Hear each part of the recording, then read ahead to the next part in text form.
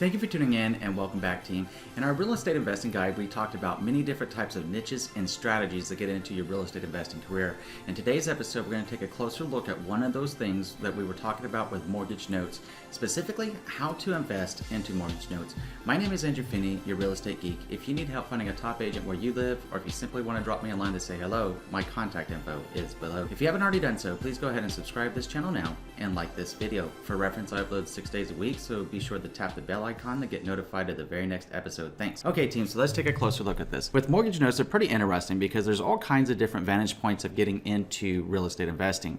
With mortgage notes, it's more of an in the office as opposed to in the field approach where you're assessing and analyzing information. So one of the things that we want to do is start taking a look at 4 main criteria of mortgage notes. So the 4 main criteria of evaluating a mortgage note are: number 1, the performance. Is it a performing or non-performing mortgage note? Number 2 is the lien position. Is it in a senior or junior lien position? Number 3 is the actual geography. Is it state specific? Is it nationwide? What's the stratagem that you're taking here, and where is that note located? Number 4 is the collateral. What type of real estate property is it? Is it a residential? Is it a single family, multifamily, condo, manufactured home, or vacant land, or some commercial? For the purpose of today's episode, we're going to just go into the residential side of this and include land, okay? So whenever you're thinking in terms of an ideal investment in your personal situation, you got to go back to your business plan from the real estate investing guide and think about the why and think about the how you're going to approach this. Your strategy is just as much about your self-awareness as it is about your financial situation and goals. Something to think about and something to consider there as we move forward. So choosing what type of assets you want to purchase and the approach that you want to take is actually going to be based upon your availability, your time, your tolerance for occasional or often, depending on market cycles and peaks, for headaches, and your abilities as a negotiator, problem solver, or let's call problem solver a solution finder, right? And a number crunchers. So let's go ahead and take a closer look into this. Before we get too much into this video, I want to go ahead and let you know that a lot of investors that invest in notes will typically liquidate their performing loans to recapitalize their money and buy more of the non-performing loans and kind of repeat and rinse the cycle. So whereas whenever you look at buy and hold strategy as a real estate asset and you're looking at increasing rents into equity in a property over time, or perhaps fix and flip where you're working on buying it for the least amount of possible, put some money into it and then selling it for as much as possible, kind of the same thing, kind of the same general thought process and theme here going into mortgage notes, where as your loans start performing, you sell them off, you reinvest into the non-performing notes where you can get a higher rate of return, a little bit easier to do. So on that level, let's go ahead and start talking about senior versus junior notes and what are they, okay? So senior and junior liens are the main kind of criteria that you're going to be looking at when you're deciding on your first note to purchase or however many notes you would like to purchase, right? In reality, the classification is probably the least important of these 4 that I mentioned earlier in today's episode. There's not really too much difference, and the reason is that they both have the same ability to foreclose, and when the due diligence is conducted properly, there's a fair exchange of risk to reward being in the first position versus the second. So first position or first priority, essentially a senior loan, right? So with senior loans, they're more of a priority debt. So senior loans are typically, or senior liens are typically priced higher. So loan sellers are basing their price of the value of the underlying collateral, the property value. The due diligence is normally more exhaustive, a little bit more expensive as you start analyzing the senior loans. Ordering a title report is necessary to confirm that the lien is indeed in a priority position. Furthermore, making a call or researching online to determine the balance of the past due taxes is also critical. There's much more due diligence involved with your first priority lien, or your senior lien, if you will, okay? And just something to think about and something to know about when you're talking about researching comparable properties, researching comparable notes. The second type that you have here going on is a second priority or a junior lien. So a junior liens offer you more bang for your buck. They're going to get you a little bit more for your money. Their price is based upon a percentage of the unpaid principal balance, not including the interest and the late fees. So generally about 30% of the unpaid balance of a lien, right? So how does that work? So let's say that the lien was $100,000, and if they're generally priced at about 30% of that, then you're looking at $30,000 essentially to take a second priority or second lien, if you will, onto, or junior lien, if you will, onto that mortgage note. So it's something to think about and something to consider as you move into other considerations of getting into how to invest in mortgage notes. The second criteria that you really want to take a closer look at is your geographical considerations. And you might be thinking, well, what do you mean, right? What do you mean, Andrew? Why are we talking about geography? Well, you can invest in mortgage notes anywhere around the United States You don't have to be, it doesn't have to be in your city, it doesn't have to be in your state, it could be anywhere around the United States. But understanding that you have something that are called judicial versus non-judicial states, and being aware that some states can actually be both, is critical. And you're saying, okay, now you're sounding like a lawyer. And by the way, I'm not a lawyer. So if you want to talk to a real estate attorney, absolutely do so.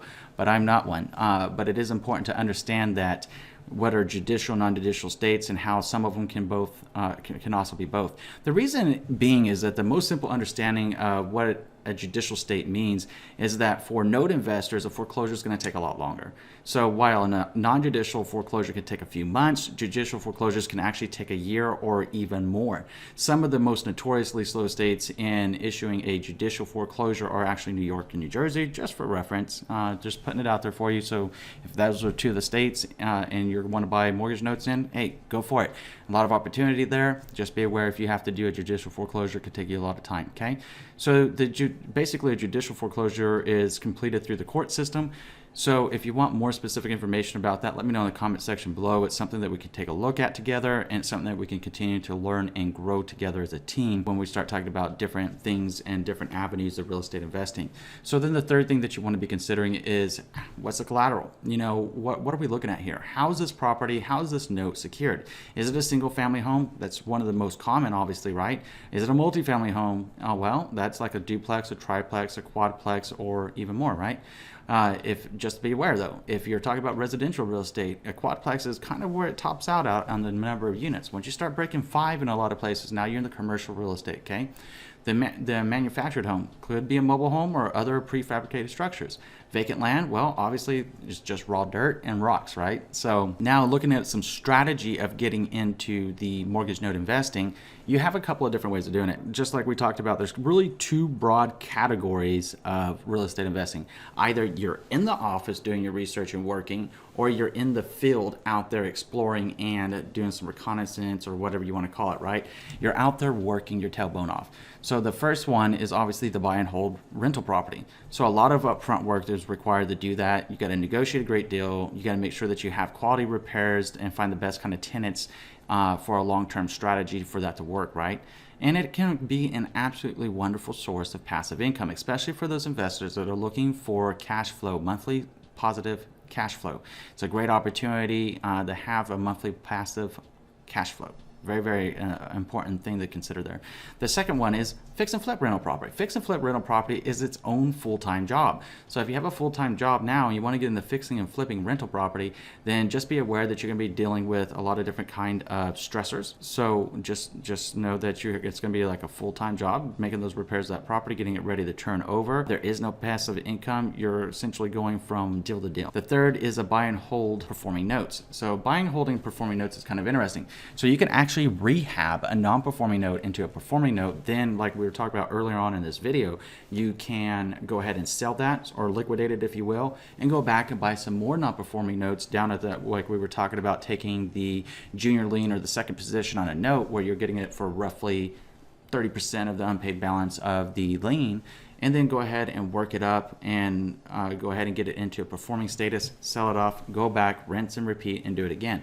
So all of this obviously can be done from your desk. Now, that being said, it's probably a good idea to start locally or leaseways in your state, kind of get an explore the market in your area, know exactly what makes good ones and bad ones. And you know, I have a feeling that we're going to be talking about some mortgage notes a little bit different, a little bit more in depth, and how to find them, where to find them, where you can go, resources you can use to help you out with this approach. It's a pretty interesting approach into real estate investing, and one that may not be as explored quite as often as when people normally think of real estate investing being buy and hold, fix and flip, or wholesale, right?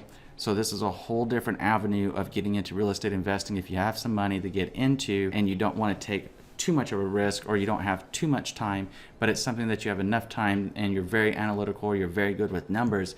This is an approach that could be amenable to you, and it might be something that you're very, very good at.